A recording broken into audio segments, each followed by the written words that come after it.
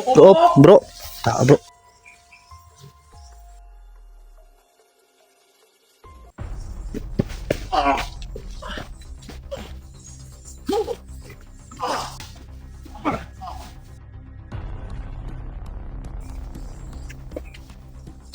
Yun saan yung pagpatay si Commander Cross? Hindi na ako kinahanglan i-explain. Kita naman siguro ka sa iyang tao. Ba't na lang yung tumanggitan ng buwan? Tama, mag-isog mong tumanggitan, nagpatukol ay. Mabuhat man ka sa buwan.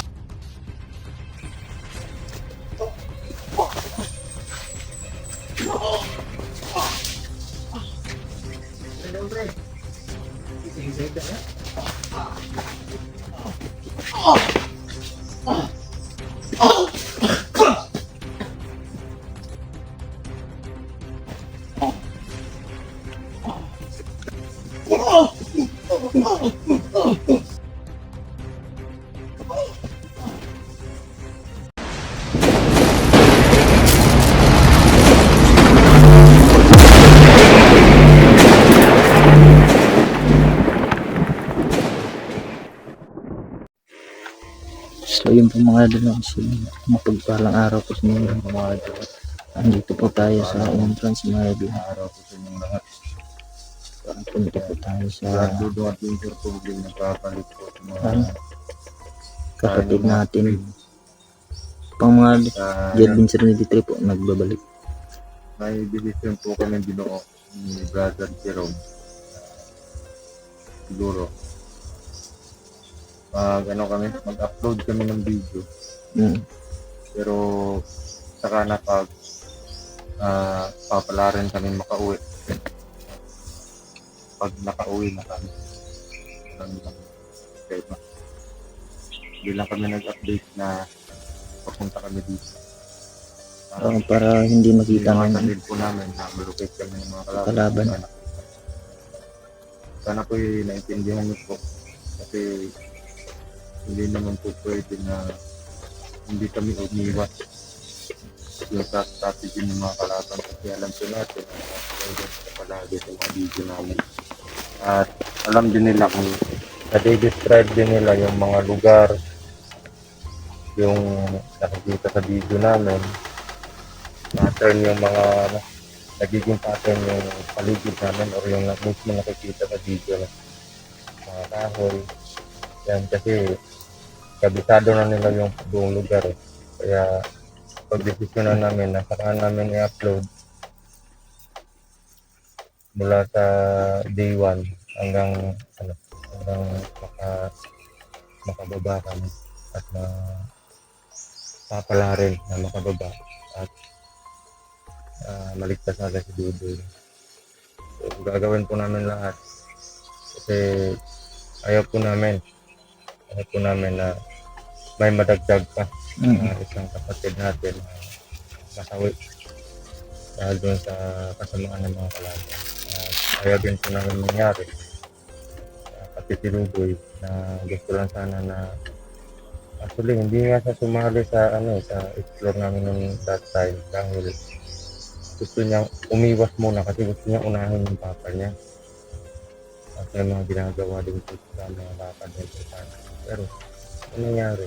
Ito nga, kahit gusto ko rin naman namin magbagong buhay na tuluyan o iwasan yung pakikipaglaban ng mga masasama. Kaya mangyayari po, hahantingin pa rin kami. Kaya ito po yung ginagawa namin, lumalaban pa rin hanggang wala na kami pakialam kung saan abot yung desisyon namin to. Kasi wala na po kaming ibang hangad kundi maubos sila lahat noon pa. Yan po yung hinahangad namin. At nagiging sanhi din po ng pagkawala namin ng pag-asa, gawa po ng may mga problema pa kami. Tapos yung nangyayari parang nagkakasabay-sabay. Kaya yung nangyayari kung matalo man kami sa laban, sisiguraduhin po namin na pati yung mga kalaban namin idadalhin po namin kung saan kami lalagay. Yun yung ano namin yung at maraming salamat din po sa mga nag-advise na hindi magpapadala sa init ng ulo o yung sa galit kasi nakakawala sa ano yan, nakakawala sa focus o sa strategy. Pero kalmado po kami, pero yung namumuong galit sa ano, sa puso namin hindi na po yung mawawala. Hanggat nabubuhay ang mga masasamang tao, hindi po mawawala. Bigat, galit, at paghihinagpis sa kaloob-looban namin ng dami. Sobra na po talaga. Ayun, kami pa rin po ni Brother Jerome. At dito po kami sa location. Pero wala naman tayong nararamdaman natin sa dito. Oo. At ang dati mo na diferente dito. So ano bro? Bante tayo. Tara. Dito po kami sa ano ngayon, sa labasan, sa entrance. Sa entrance po mga idol. Paano pa lang po, papasok pa kami. Ilog mga idol. Paano po tayo mga idol.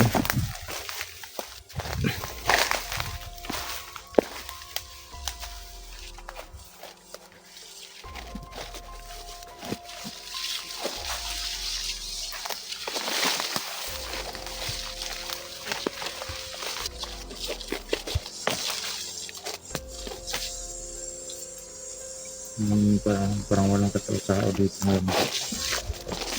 Dito na tayo.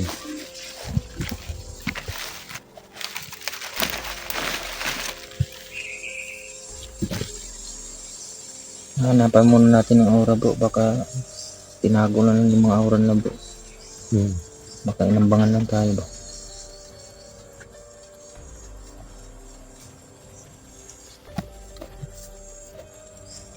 Tahimik eh. So, wala kaming aura na kahit isa. Wala kaming aura. Dito banda, pero doon sa medyo malayo, marami. Oo. Dito lang banda sa pinatatayuan namin. Wala namang wala kaming napapansin na aura. Yung napapansin lang namin na kakaiba dito. Eh bakit Tahimik. Ano? bakit parang sobrang tahimik or kasi dito pag nakapasok tayo dito basta mga entrance talagang walang mintis, may mga tao talaga dito. May nagbabantay talaga. So ngayon wala.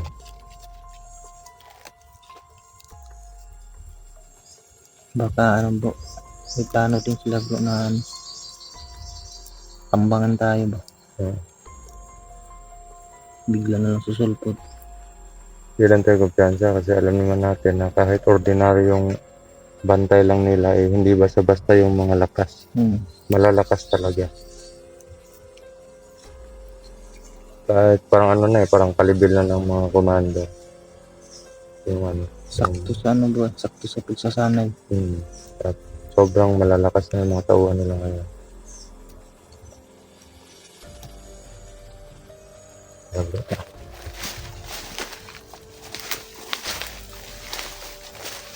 Kasi pag sila lang yan bro, mga commander yung magkasama, tinuturuan mo ng mga bro, strategy. Mga orasyon nila, pinapalakas. Clone, abal.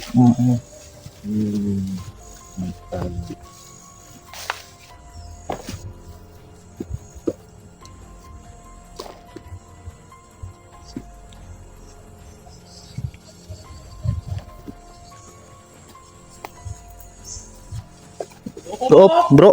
Tao bro. Araw mo tamon. Yung paligid ba kami? No. Ano na ikuan? Bitag. Trap ni trap. Munta mo dali ah. Namin gipangita bay. Namin gipangita ba? Munta mo ikipagkita niyo. Kuan ayaw lang kasuko kay kuan naman mi. Narami gipangita dali wala may intention nga dautan. Ikaw na kung saan makadre nga. Ikaw ra isa? Ha? Dagan Medria. Nako, Asa yung mga kauban? Nakaras palibot ang uban. bro. Ikaw. Nagunta mo Medria. Unsa man ang daldalan nyo? Cellphone eh. Kuan ni? Ano unsa man? Para kuan, para makita ba kung saan mo pagpatay ba. Gago ka ka. Asa yung commander? Pakita ka. Nang kamatari ba? Tarantado ka. Ito mo na numura na nila.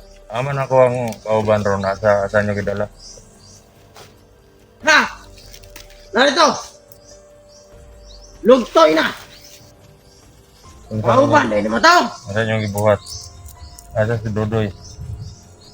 Itugan sa kuha, kinsay ka, nakakatong kuhan, pagpatay ka cross, nakakato, katong commander cross, baka ila kato, itong gilabay nyo sa kanal.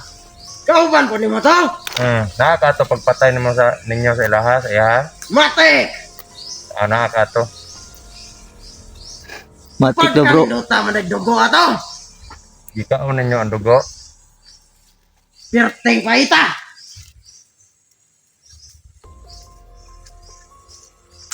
Pait. Anong pait man? Basig na sa gulag abdo. Basin. Kita kan sama sa liyo ka to. Kasi Ako yung nagulgul na to. yanong gigulgulan man nimo. Gipatay gyud nimo no, wala jud ka naluoy no. Buto ni Commander Pantong, mugi superior. Wala jud ka naluoy no, gigulgul jud nimo.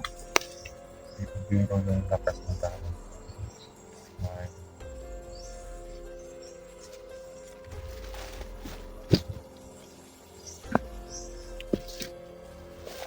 Ang mga paras ninyo. Dili dyan dapat mabuhi.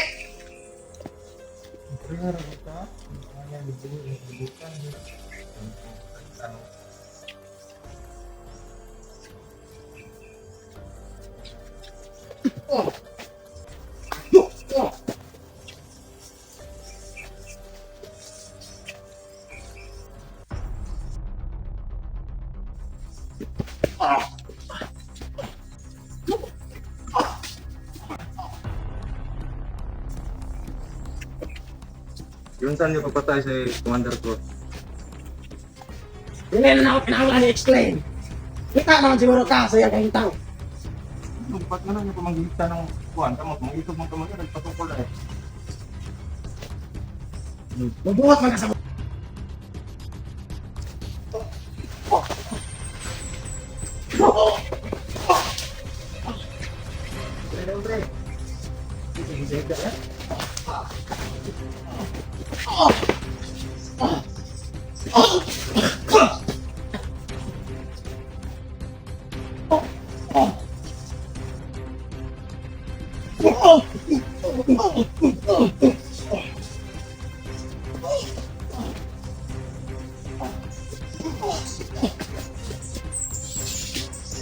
Tingnan, Tre. Ano, kameragan ka? Ha?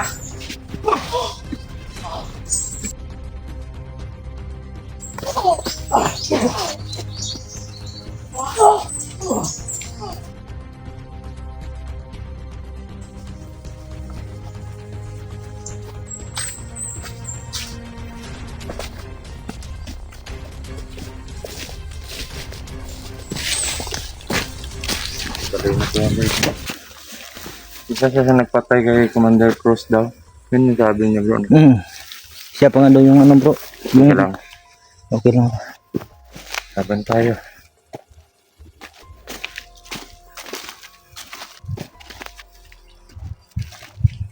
Ayaw niyo magsabi. Kung saan si Dugoy niya.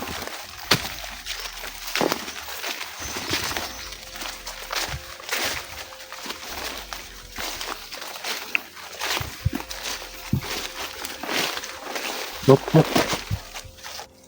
Ito lang. Parang may nanilag ako doon banda. Parang doon banda mga idol. Parang biglang gumaling.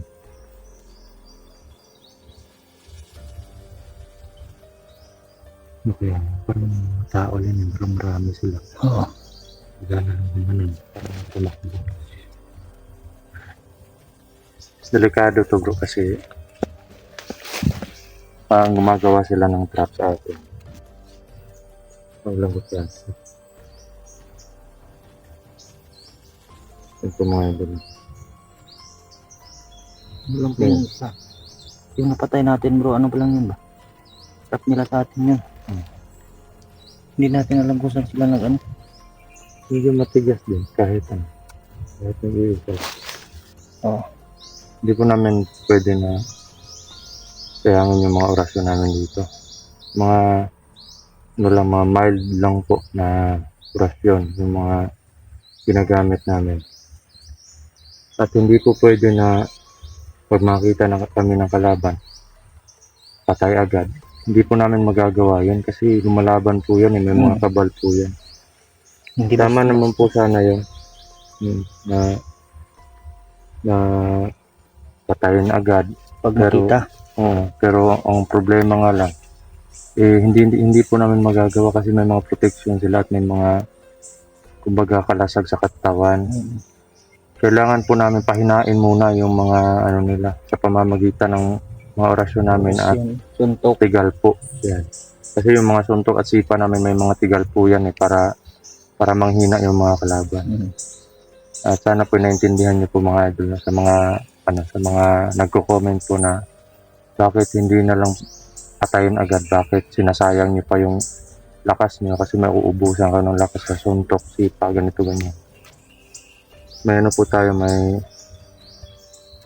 proseso po tayong ginagawa mga idol. Kung mapapatay lang agad mga idol is mabuti nga kasi madali tayo makarating doon. Kung kaya lang namin patayin agad, kailangan pa namin pahinain yung ano nila para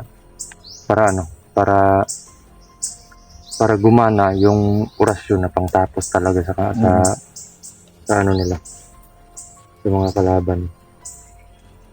Kung ganyan lang yung mga kalaban na pwedeng patayin agad, mas madaling makarating doon sa patutunguhan namin kung saan nakalagay si Brother Dudoy.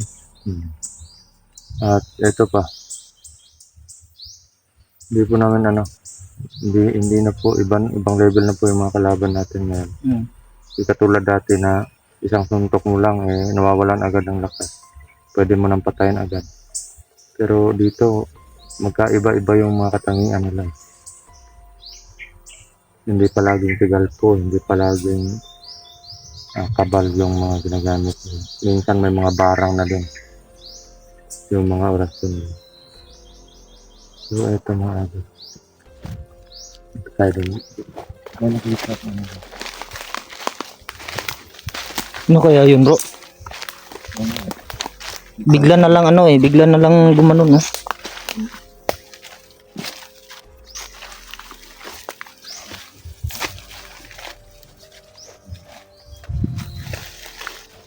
Bahay ng